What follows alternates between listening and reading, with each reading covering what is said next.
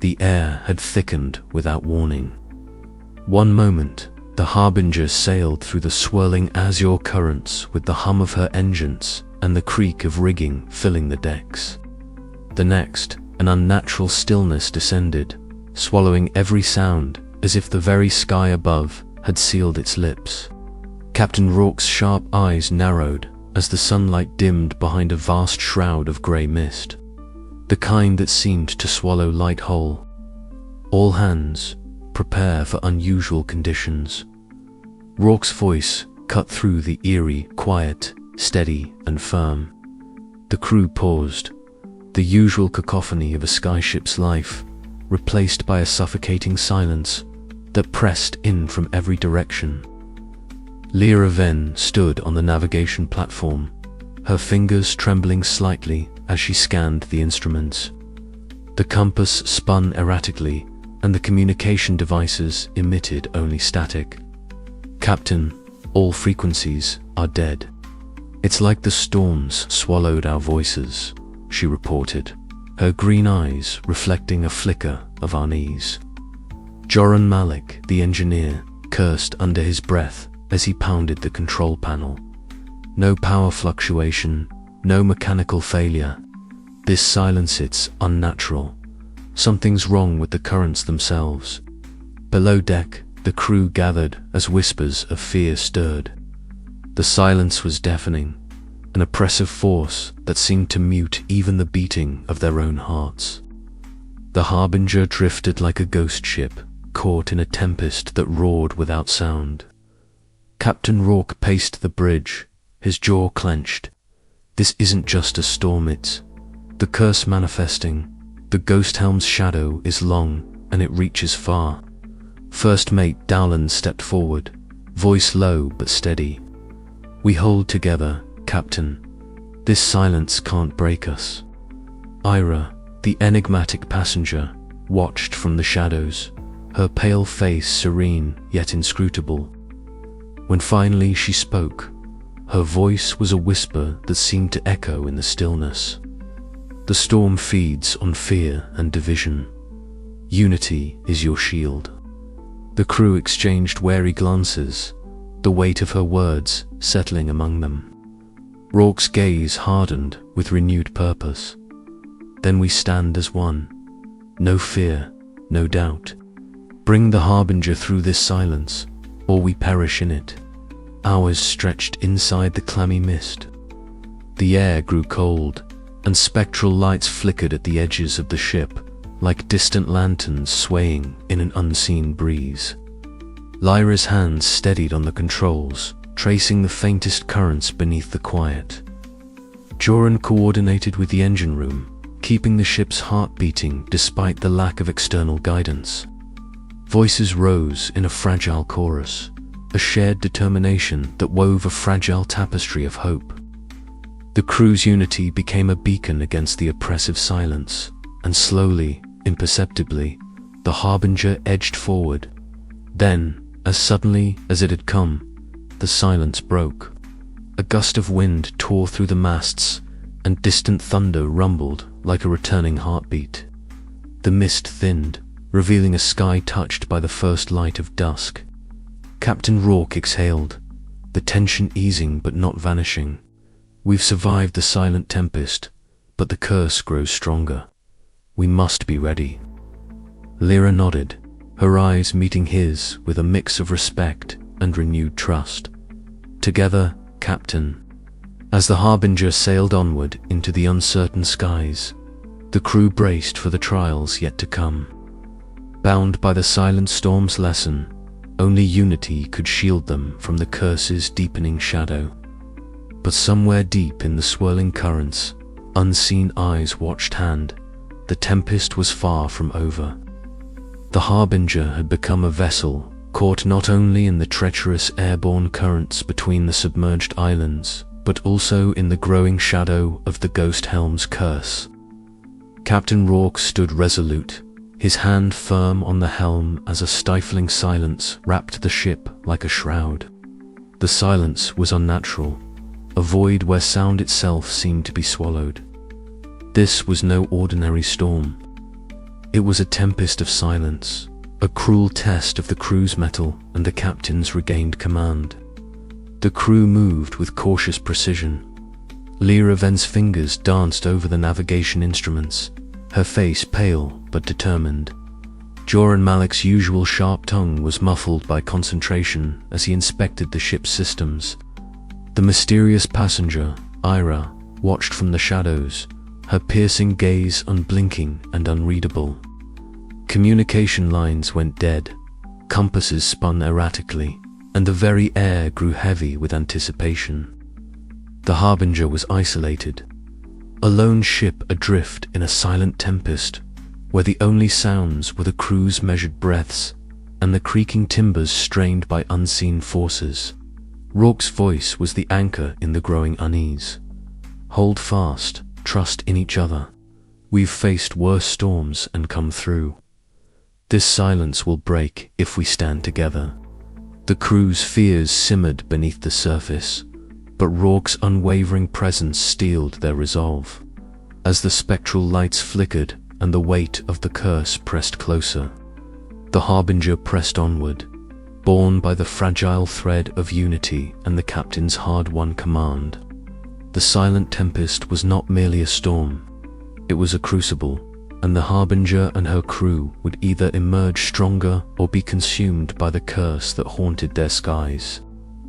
The chapter closes with the ship emerging from the silent storm, battered but unbroken, as the crew prepares to face the next shadow looming on their path.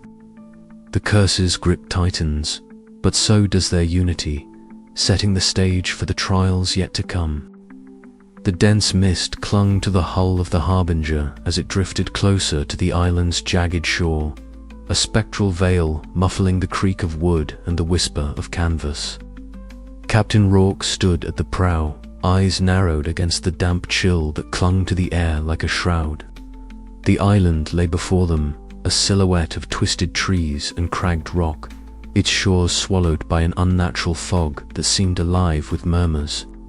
"This place," Rourke muttered, "is no ordinary refuge. I can feel it in the bones of the air."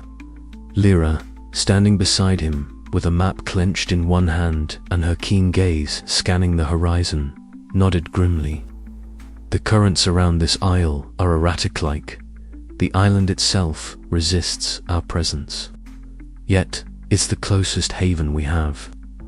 We need answers, and if the Helm's curse is tied to these waters, this might be where the truth waits."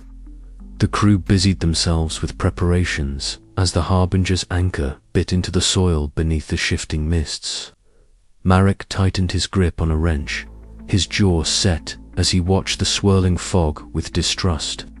Celine, enigmatic as ever, paced near the ship's rail, her dark robes fluttering in the chill wind, eyes reflecting the restless shadows. Stepping onto the island was like crossing into another realm. The mist coiled around their ankles, thick and whispering, voices teasing the edges of hearing half-formed words, sighs of ancient sorrow.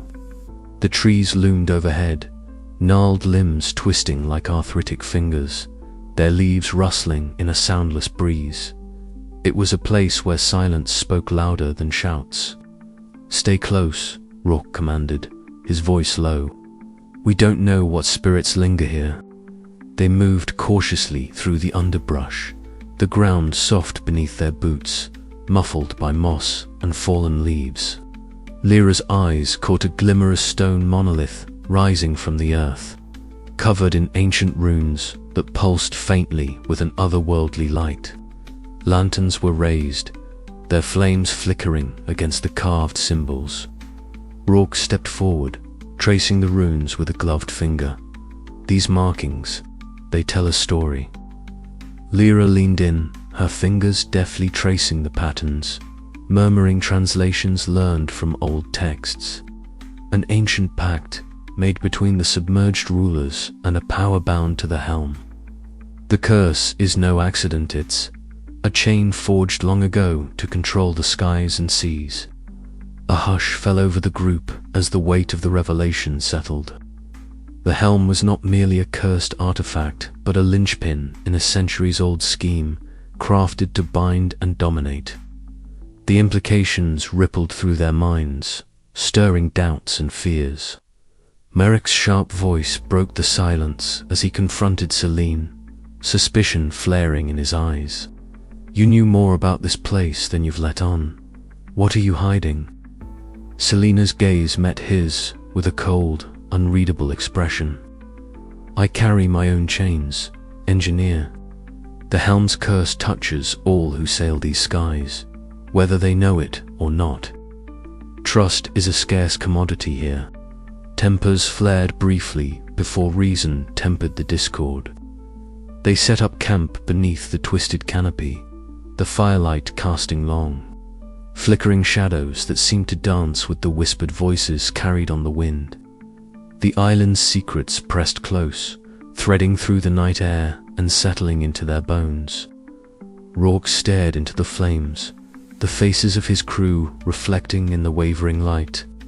Each bore scars, some visible, others etched deep within. The path ahead promised no mercy, but turning back was no longer an option.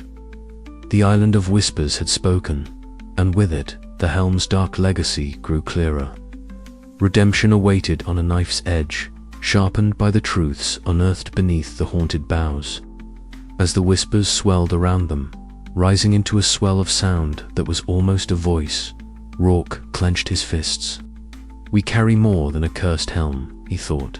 "We carry the weight of a world's forgotten sins, and we must see this through, or be lost to the silence forever." The night deepened, and with it, the island's secrets stirred. Somewhere beyond the mist, something watched, waiting. The journey was far from over, and the shadows that clung to the ghost helm would challenge them all. But for now, the crew of the Harbinger was bound together by whispered truths and unspoken fears, ready to face whatever dawn might bring or what darkness might claim them first. As the fire's glow flickered low, a sudden, distant echo of voice rose on the wind, carrying a warning that chilled Rourke's blood and set his heart racing.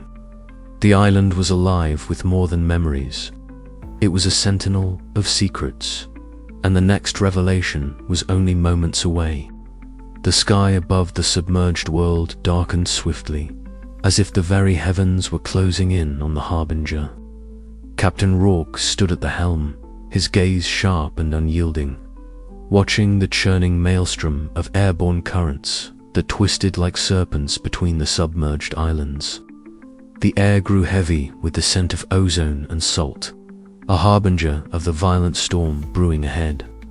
"Hold steady," Rourke commanded, his voice cutting through the rising wind. Beside him, Myra's fingers flew over the navigation instruments, her brows furrowed in concentration. The young navigator's past haunted her still, the memory of a failed course that had cost lives. But now she channeled every ounce of her skill into steering the Harbinger through the perilous sky. "Captain, the currents ahead are unlike anything I've charted," Myra warned, her voice tense. "They twist and turn unpredictably, like the sea itself is alive, angry." Rourke nodded grimly. "Then we'll navigate them as best we can. The helm must reach its destination." Below deck, Gideon was wrestling with the ship's aging machinery.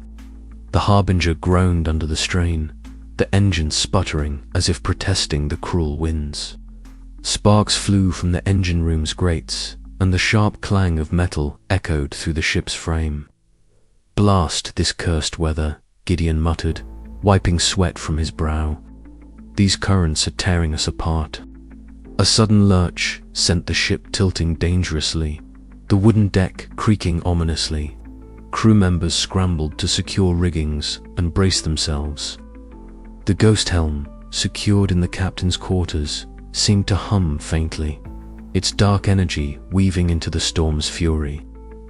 On the deck, Eli's stood near the prow, eyes closed as the wind whipped their silver hair. A serene smile touched their lips, as if they heard secrets whispered on the gale. Their presence was an enigma to the crew, neither fully trusted nor understood, yet undeniably vital to the voyage. Eli's Rourke called over the roar of the wind. "What do you sense?" The passenger's eyes opened, glowing faintly amber. The currents are restless, stirred by forces beyond mere weather. The Helm's curse awakens them. A shiver ran through the crew. The supernatural weight of their cargo was no longer a mere tale. It was a palpable force twisting the very air around them. Myra's voice broke through the tension. "Captain, if we don't adjust our course now, the vortex ahead will tear us apart." Rourke's fingers tightened on the wheel. "Do it." The Harbinger veered sharply, battling the violent gusts. The ship shuddered, the sails straining as the crew fought to keep her aloft. Mira's keen eye caught a sudden shift, a hidden current beneath the main flow, a narrow path weaving through the chaos. "This way," she shouted, pointing towards a slender gap in the storm. Trusting her instinct, Rourke adjusted the sails, and the ship dove gracefully into the narrow passage. The roar of the storm faded slightly, replaced by an eerie silence that pressed against the crew's nerves. In the quiet, whispers seemed to curl round the ship, voices half heard on the wind. The ghost Helm's influence thickened, seeping into the minds of those aboard, stirring fears and doubts. "Steady, everyone," Rourke urged. "Focus on the task. We've come too far to falter now." Gideon emerged from the engine room, face smudged with soot but eyes bright. "Engines holding, for now. But that curse's grip is getting stronger." Eli's nodded solemnly. "The currents feed on fear. We must not give them more." The crew, united by necessity, worked in synchrony. Rourke's leadership, Mira's navigation, Gideon's engineering, and Ellis's mysterious insight combined to keep the Harbinger sailing through the deadly currents. Yet beneath their efforts lurked a growing tension. The curse was no longer just a legend. It was a shadow that threatened to unravel them all. As the Harbinger emerged from the storm's heart, battered but unbroken, Rourke allowed himself a fleeting glance at the cursed helm locked away below. The journey had only just begun, and the true test of their resolve was yet to come. "What lies ahead?" Rourke murmured.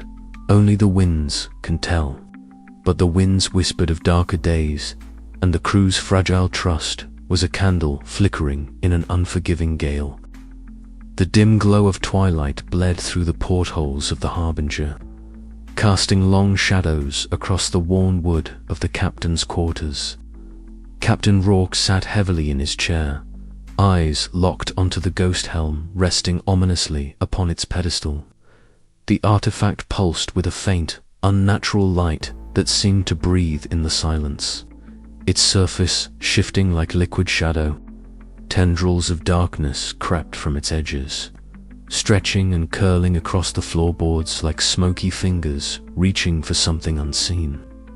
Rourke's jaw tightened as the shadows danced in the flickering candlelight. He could feel the weight of the cursed helm pressing not just upon the ship, but into the very souls of his crew.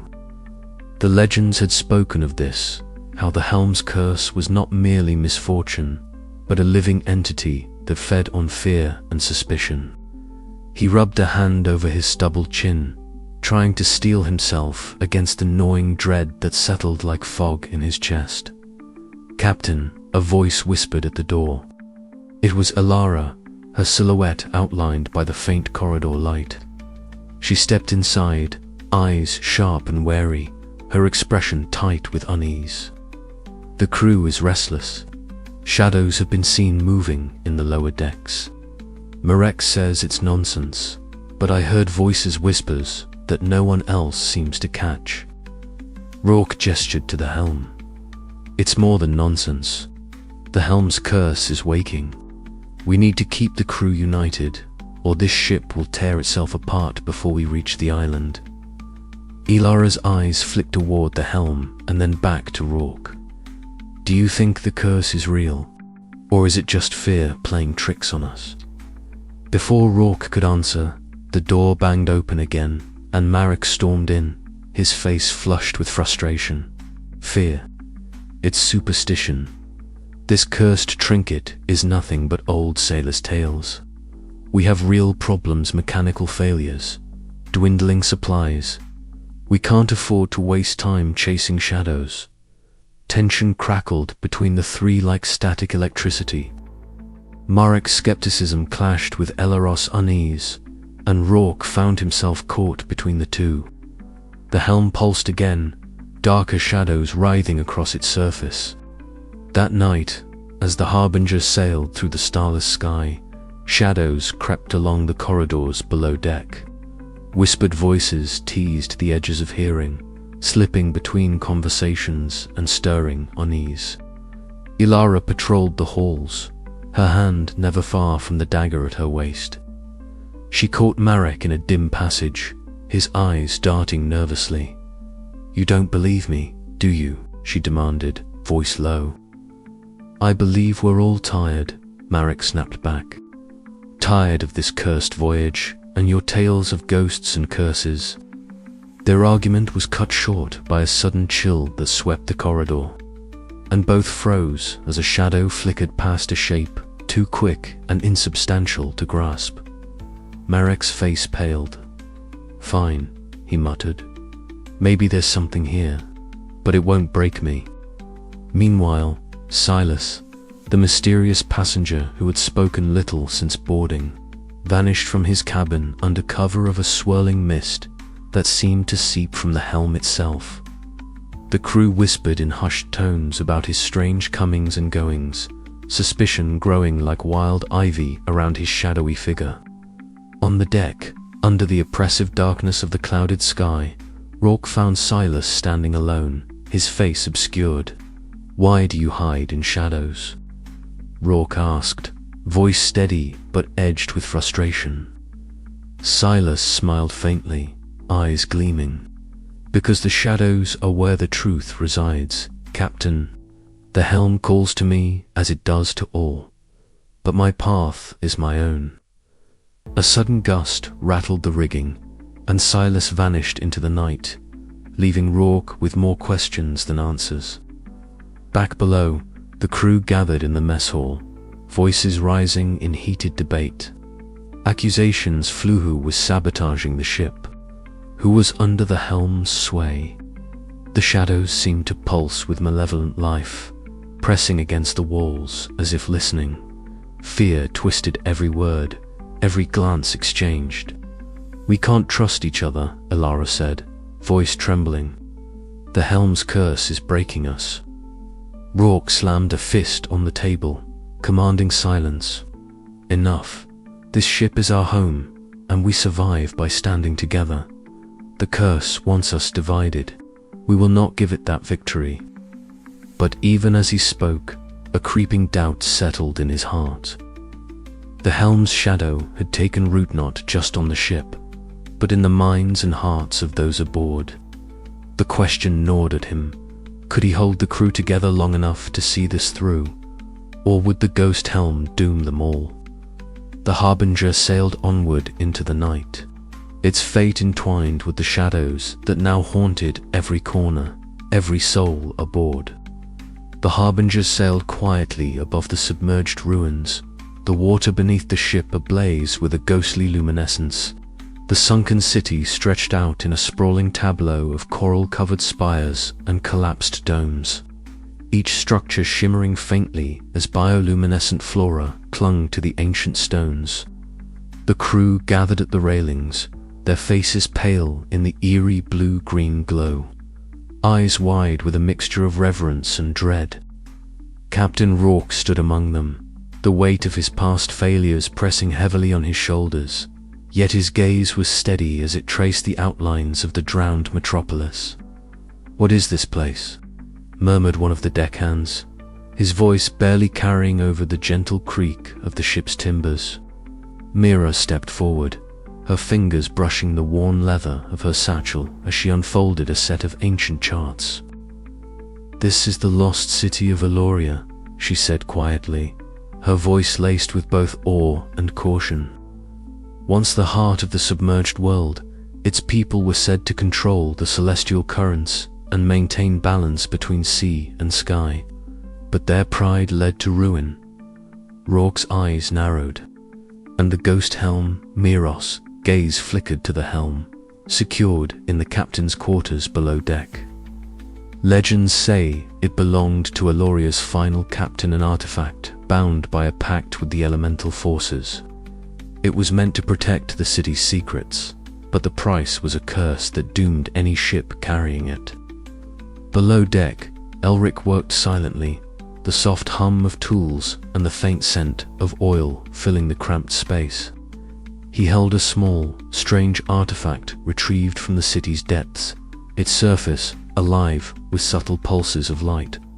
His fingers traced the intricate carvings, and a sudden chill ran through him.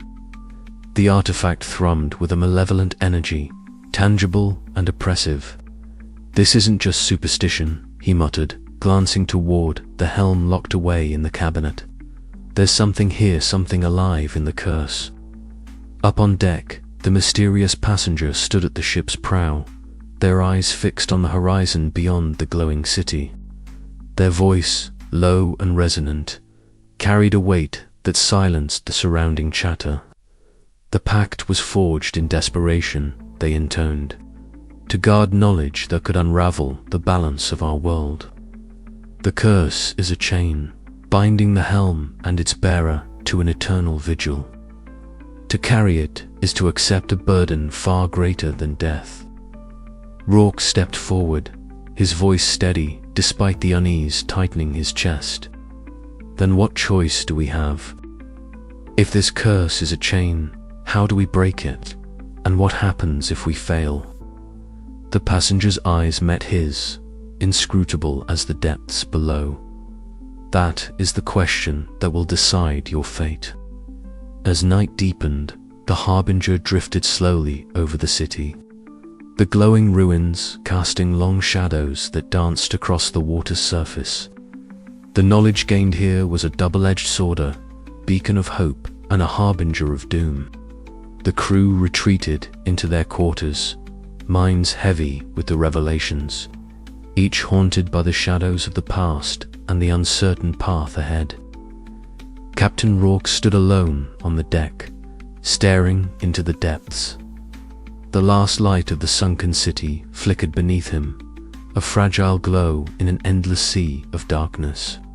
The curse of the Ghost Helm was no mere legend, it was a living force, entwined with the fate of the submerged world and all who dared to challenge its secrets.